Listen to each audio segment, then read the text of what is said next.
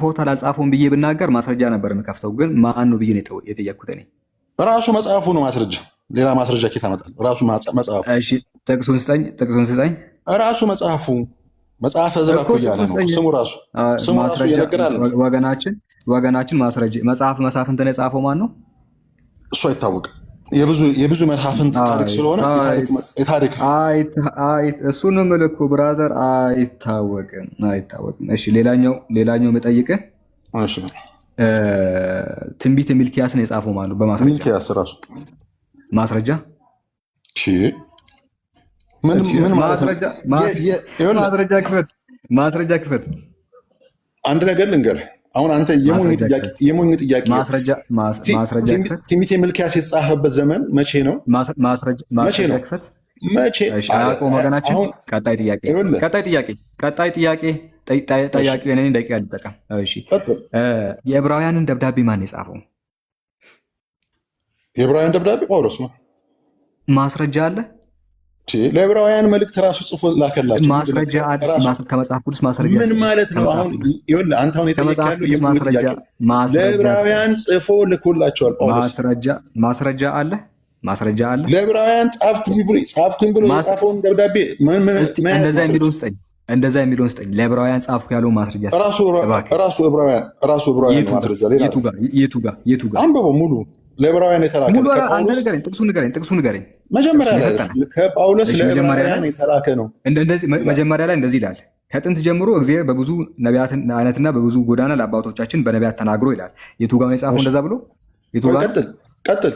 እሺ ሁሉን ደቂቃውን አቁም። ሁሉ ወራሽ ባደረገው ደግሞ ዓለማትን በፈጠረበት በልጁ በዚህ ዘመን መጨረሻ ለእኛ ተናገረን።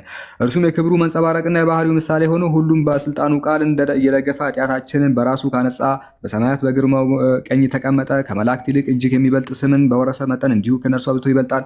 ከመላእክት አንተ ልጅ ነህ፣ እኔ ዛሬ ወልጄሃለሁ፣ ደግሞ እኔ አባት ሆኗል፣ እርሱም ልጅ ይሆነኛል ያለው ከቶ ለማን ነው? ደግሞም በኩርን ወደ ዓለም ሲያገባ የእግዚአብሔር መላእክት ሁሉ ለእርሱ ይስገዱ ይላል እያለ ይቀጥላል። የቱ ጋር ነው እንደዚህ ያለው? የቱ ጋር ነው ጳውሎስ ያለው? ርዕሱ እኮ መጀመሪያ ርዕሱን አንብበዋል። እስኪ ወደ ዕብራውያን የተላከ መልእክት ይላል እንጂ ማን እንደላከው አይናገርም። እንዴ ከቅዱስ ጳውሎስ ለዕብራውያን አይልም። ርዕሱ አይልም። እንደዛ አይልም። ልክፈት። ደቂቃውን አቁም። ውሸትን እዚሁ አየር ላይ ሲያጋልጠው ተመልከት። ርዕሱ ይሄ አይደለ? ርዕስ አይደለ? የቅዱስ ጳውሎስ መልእክት ነው። ቶሎ በል። ርዕሱ ይሄ ነው ከላይ ያለው። ወደ ዕብራውያን ሰዎች ሹፉ ወደ ዕብራውያን የተላከ መልእክት ይላል እንጂ የቱ ጋር ነው ጳውሎስ ነው የሚለው? ውሸት እንዴት እያለ ምንድነው ውሸት? ወደ ዕብራውያን ሰዎች የተላከ ማን ይላል? ቀጣይ ጥያቄ ይሄም የለም ዋሽታል፣ እንዲሁ እጅ ከፍንጅ ተይዘሃል። ሌላኛው ጥያቄ ምንድነው? ሁለተኛ ክፍለ ዘመን ላይ መጽሐፍ ቅዱስ ነበር አይደለ? ሁለተኛ ክፍለ ዘመን ላይ መጽሐፍ ቅዱስ ነበር አለ። መጽሐፍ ቅዱስ ይኸውልህ፣ መጽሐፍ ቅዱስ ተብሎ ተጠርዞ በአንድ የተጠረዘና በአንድ ጥራዝ አይደለም የጠየቅኩህ፣ መልእክቶቹ ነው ያልኩህ እንጂ በአንድ ጥራዝማ ሲባል አሁን እኛ የምናውቀው አንዱን ጥራዝ እሱን አውቀዋለሁ። ካኖናይዝ የተደረገው መልእክቶቹ ግን ነበሩ አልነበሩም? ደብዳቤዎቹ በሁለተኛው መቶ ክፍለ አሉ። እስኪ ርዕስ ያኔ ተጽፈው ርዕስ ያለውን ስጠኝ።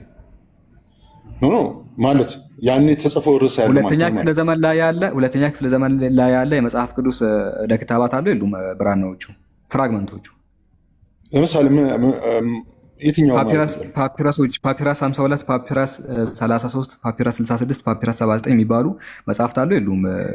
ፍራግመንቶቹ ፓፒራስ ማለት አታውቅም? ፓፒራስ ምን እንደሆነ ምንድን ነው እኮ ነገርኛ። ምን ችግር አታውቅም ወይ ማለት ዳቦ ነው። ምንም አታውቅም እንዴ? ምንም ስለ ፓፒረስ ምን እንደሆነ አልተማርክም? አልተማርኩም። ንገረኝ። ክርስቲያን ነህ? ንገረኝ። ምን አንተ ምን አስጨነቀህ? አንተ ምን ፓፒረስ ምን ማለት ነው? እንዴት ነው የማታውቁት ነው እናንተ? ቆይ ምንም ነው እንዴ የማታውቁት? እሺ ፓፒረስ እሺ ምንድን ነው? ፍራግመንት ምንድን ነው? እሺ ፍራግመንት ምንድን ነው እኮ ንገረኝ። ምንድን ነው ፍራግመንት? ይሄንንም አታውቅም? አላውቅም። እሺ ኮዴክስ ምንድን ነው? ምንም ነው እንደማታውቀው አንዱን አውቃለሁ አትልም እንደ አንተ ዝም ብሎ እንደው ለጨዋታው ድምቀት ያህል። እሺ ኮዴክስ ምንድን ነው? ለምሳሌ አንተ የምትናገረው ነገር እኔ የማውቀውን እንድመልስልህ የማይሆን ነገር እኔ ካወክ ብዬ ነው የምጠይቅህ። አላውቅም እኮ አልኩህ። አላውቅም። ይሄንን መታቅም በፈጣ ማኑስክሪፕት ምንድን ነው? እሺ ማኑስክሪፕት ታውቃለህ? ማኑስክሪፕት ታውቃለህ? እሺ አይን ታውቃለህ? ማሻአላህ ማሻአላህ። እሺ አንተ ይሄን ያውቃል። አንተ ልጁ ጎበዝ ነው። እሺ ማኑስክሪፕት ካወቅ ሁለተኛ ክፍለ ዘመን ላይ ማኑስክሪፕቶች አሉ።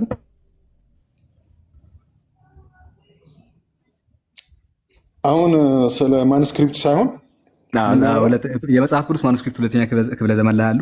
የትኛው ለምሳሌ የትኛው ማኑስክሪፕት? የመጽሐፍ ቅዱስ ማኑስክሪፕት ሁለተኛ ክፍለ ዘመን ላይ አለ የለም? ይኖራል። ምን የሚባል ይኖራል? አላውቅም። እሱን መታቅም ምን ነው? ኧረ ገርመኝ ነው እንጂ እኔ ታውቃለህ ብያለሁ ቤት የገባሁት ከአንተ ጋር። አይ ችግር የለም ማለት እኔ እወያያለሁ ብዬ እኮ ያሰብኩት የሚያውቅ ሰው ነው። ለካ አታውቅም አንተ። ምንም አላውቅም። በቃ እንደውም ከአንተ ጋር ልወያዩ አጥንተና ድጋሜ እንደው ውይይት ምናምን ብለህ ያዘኝ ልቀቀኝ ስትል እንዳልሰማ። እሺ ድጋሜ ጥያቄ ግን አሁን ጥያቄ ምን መሰለህ? በቃ አቁምለት ደቂቃውን። እኔ በቃኝ። ልጁ ምንም አንድ ደቂቃ ከ40 ሰከንድ አለኝ፣ ግን ወገናችን ምንም ስለማያውቅና መልስ ሊመልስልኝ ስለማይችል ምን ያደርግልኛል? ደቂቃው ብጠይቅ ባልጠይቅ በቃኝ። እሺ ስታጠና በደንብ አጥንተህ ምናምን ትመጣለህ እንጂ በዚህ እውቀት አንተ ጭራሽ ልታወራም አይገባም እኮ ወገናችን ወልደ ዋህድ። አሁን አንተ መጽሐፍ ቅዱስ ማን እንደጻፈው አይታወቅም ብለህ አሳመንከኝ ማለት ነው? ምንድን 50 ማስረጃ አምጥቻለሁ። ኢብኑል ቀይም አልጀውዚ ምንድን ነው የሚለው መሰለህ? ኢብኑል ቀይም የተባለ እሺ ልንገርህ፣ በቃ ቆይ። ኢብኑል ቀይም አልጀውዚያ አንድ መሀይም በመቶ ማስረጃ አያምንም ይላል። አንድ መሀይም 100 ማስረጃ ብታመጣለት አያምንልህም። አንድ ብልህ ሰው ግን በአንድ ማስረጃ ያምናል። ለማንኛውም አንድ ጥያቄ ወልደ ዋህድ ይለቅና ጥያቄ እጠይቅሃለሁ። ችግር እንደዛ ሳይሆን በቃ ስለ መጽሐፍ ቅዱስ ምንም ነገር ስለማታውቅ ልጠይቅህ። ስለ መጽሐፍ ቅዱስ ነበር የጠየኩ ምንም ነገር አታውቅም። ለምሳሌ የሙሴ መጽሐፍ አልጻፈም ነው የምትለው? አልጻፈም። በቁርአናችሁ ላይ ሙሴ መጽሐፍ እንደጻፈ ተጽፏል። እስቲ የቱ ጋር አልጻፈም? የቱ ጋር የሚል የለም ቁርአን ላይ ሙሴ መጽሐፍ አልጻፈም።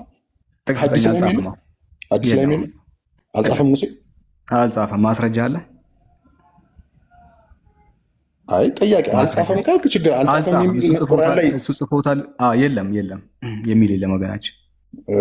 ሙሴ መጽሐፍ አልጻፈም እሺ ሚል አለ? አንተ ያነበብከው ነገር አለ? አይ ጥያቄ ጠየቅኩ ከሌለ የለም አልኩህ አይደል እንዴ? እኔ አልጻፈም አልኩህ እኮ። ለ11ኛ ጊዜ ልድገምልህ፣ እሱ ጽፎታል የሚል ነገር ቁርአን ላይ የለም። ለ12ኛ ጊዜ ልድገምልህ፣ ለ12ኛ ጊዜ ምክንያቱም በአንድ አይደለም አንተ የሚገባ መሰለኝ እና ለ12ኛ ጊዜም እሱ ጽፎታል የሚል ቁርአን ላይ። ቁርአንን ምን ያህል ሰዎች እንደጻፉ ይታወቃል? ይታወቃል። አዎ በዋነኝነት ምን ያህል ሰዎች ጽፈዋል? ኤግዛክት ቁጥሩን የፈለግከው ወይስ በዋነኝነት 4 ሰዎች ጽፎታል? እሺ በዋነኝነት 4 ሰዎችም ከዛም በላይ ጽፎታል። አሁን ሀሳቡ እኔ ላስተምር አልኩህ እኮ ትክክለኛ ቁጥሩን ንገረኝ እኮ ስላስተምር እንዴ። ስለ ቁርአን ስለ መጽሐፍ ቅዱስ ማስተምር ስለ ቁርአን እንዴ ምንድን ነው ችግር? አስተምረኝ።